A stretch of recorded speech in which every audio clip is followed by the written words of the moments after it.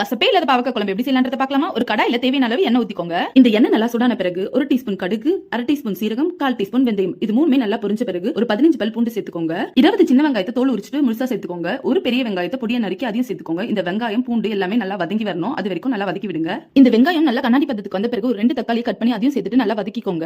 தக்காளி வெங்காயம் எல்லாமே ஓரளவுக்கு வதங்கின பிறகு இது கூடவே தேவையான அளவு உப்பும் சேர்த்துக்கோங்க. 3 டீஸ்பூன் மிளகாய் தூளும் சேர்த்துட்டு நல்லா வதக்கி விடுங்க. இந்த மிளகாத்தூள் வாசனை போன பிறகு நம்ம ஆல்ரெடி வதக்கி வச்சிருந்த பாவக்காய் அதையும் சேர்த்துட்டு லைட்டா கலந்து விடுங்க. இந்த பாவக்காவோட எல்லா மசாலாவும் நல்லா மிக்ஸ் ஆகணும். அது வரைக்கும் நல்லா கலந்து விடுங்க. இந்த ஸ்டேஜ்ல நம்ம ஒரு லெமன் சைஸ் புளியை நல்லா கரைச்சு வச்சிருக்கோம் கெட்டியா. அதையும் சேர்த்து நல்லா கலந்து விட்டுக்கோங்க. கலந்து விட்டுட்டு தேவையான அளவு தண்ணியும் சேர்த்துக்கோங்க. இப்போ இது எல்லாத்தையுமே நல்லா மிக்ஸ் பண்ணி விடுங்க. இது எல்லாமே நல்லா மிக்ஸ் ஆன பிறகு கொஞ்சமா பெருங்காயத்தூள் சேர்த்துக்கோங்க. பெருங்காயத்தூளும் சேர்த்துட்டு நல்லா கலந்து விடுங்க.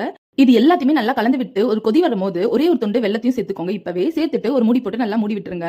மூடி விட்டுட்டு ஒரு 10 நிமிஷம் கழிச்சு ஓபன் பண்ணி பாருங்க. பாவக்காவும் நல்லா வெந்து வந்திருக்கும். இந்த ஸ்டேஜ்ல நமக்கு தேவையான அளவு கொத்தமல்லி கருவேப்பிலையும் சேர்த்துட்டு நல்லா கலந்து விட்டுட்டு ஸ்டவ் ஆஃப் பண்றீங்க.